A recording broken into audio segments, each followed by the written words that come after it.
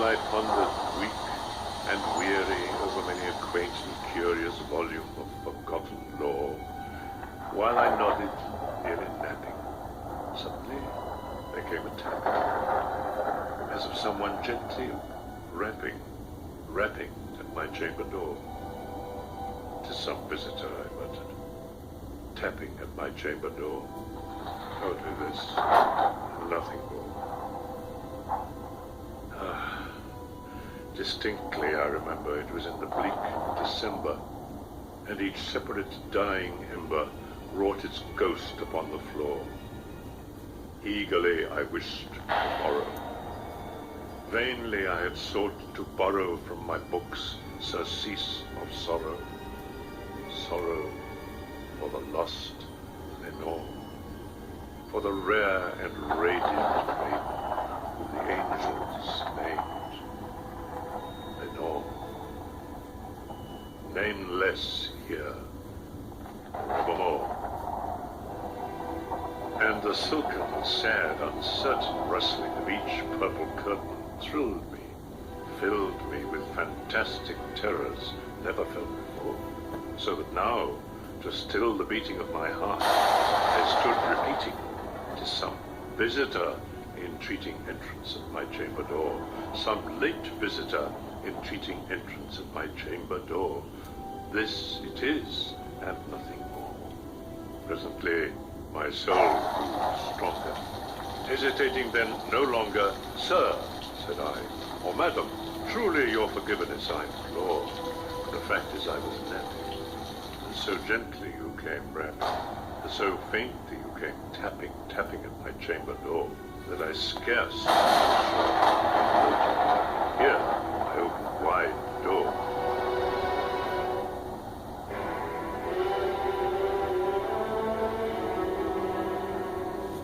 Darkness there, and nothing more. Deep into that darkness peering, long I stood there wondering, fearing, doubting, dreaming dreams no mortal has dared to dream before.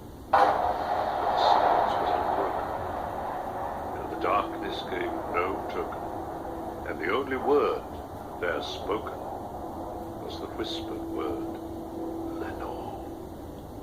This I whispered, and an echo murmured back the word, "Lenore." Merely this, and nothing more. Back into the chamber turning, all my soul within me burning, soon again I heard a tapping somewhat louder than before. "Surely," said I, "surely that is something at my window lattice. Let me see then what thereat is, and this mystery explore. Let my heart be still a moment, and this mystery explore. 'Tis the wind, and nothing more. Open here, I flung the shutter, when, with many a flirt and flutter, in there stepped a stately raven of the saintly days of yore.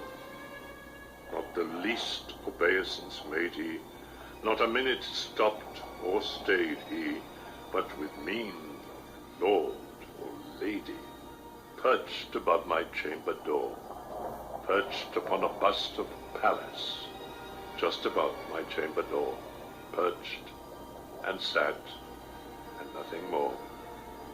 Then this ebony bird beguiling my sad fancy into smiling, by the grave and stern decorum of the countenance it wore. "Though thy crest be shorn and shaven, thou," I said, "art sure no raven, ghastly, grim, and ancient raven, wandering from the nightly shore. Tell me what thy lordly name is on the night's Plutonian shore." Quoth the raven, "Nevermore."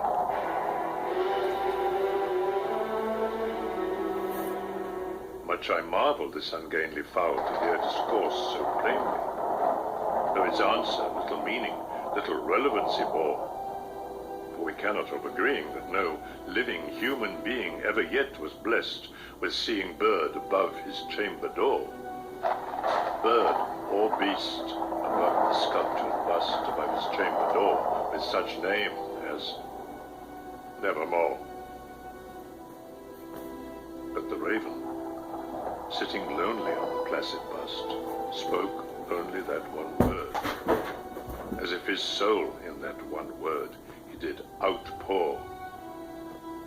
Nothing further then he uttered, not a feather then he fluttered. Still I scarcely more than muttered. Other friends have flown before. On the morrow will he leave me, as my hopes have flown before? Then the bird said, Nevermore.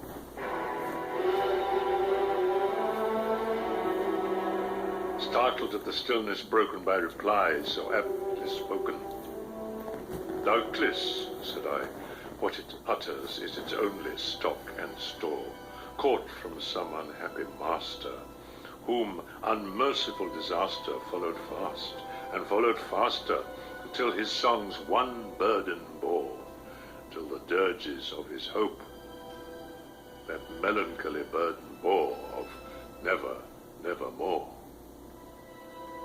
But the raven, still beguiling all my sad soul into smiling, straight I wheeled a cushioned seat in front of bird and bust and door. Then upon the velvet sinking, I betook myself to linking fancy unto fancy, thinking what this ominous bird of yore, what this grim, ungainly, gaunt, and ominous bird of yore meant in croaking evermore.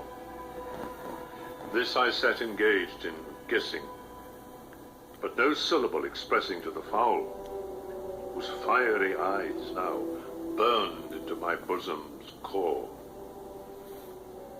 This and more I sat divining, with my head at ease reclining on the cushion's velvet violet lining that the lamplight gloated o'er.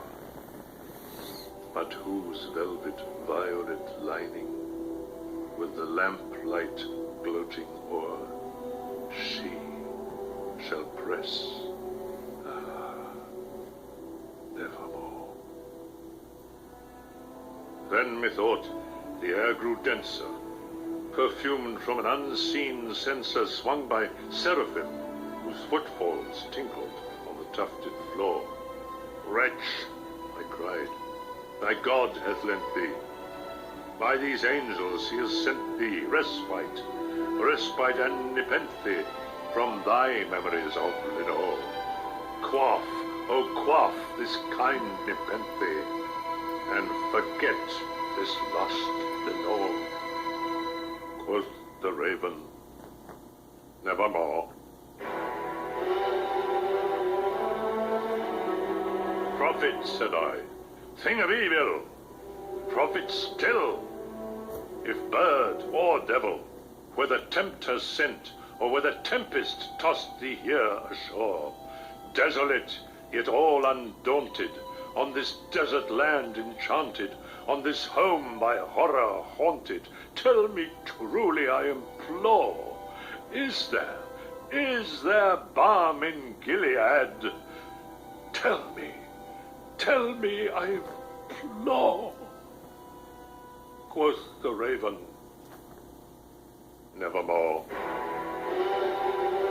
Prophet, said I, thing of evil, prophet still, if bird or devil, by that heaven that bends above us, by that God we both adore. Tell this soul with sorrow laden, if within the distant Aidenn it shall clasp a sainted maiden whom the angels named Lenore. Clasp a rare and radiant maiden whom the angels named Lenore. Quoth the raven, nevermore.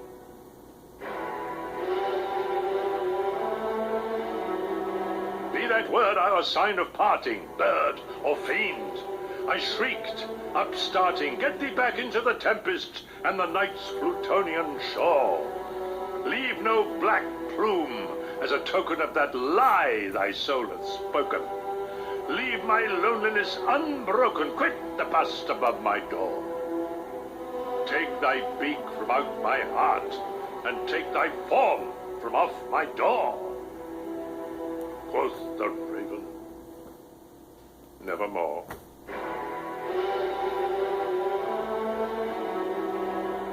And the raven, never flitting, still is sitting. Still is sitting on the padded bust of Pallas, just above my chamber door. And his eyes have all the seeming of a demon's that is dreaming, and the lamplight o'er him streaming throws his shadow on the floor. And my soul, from out that shadow that lies floating on the floor, shall be lifted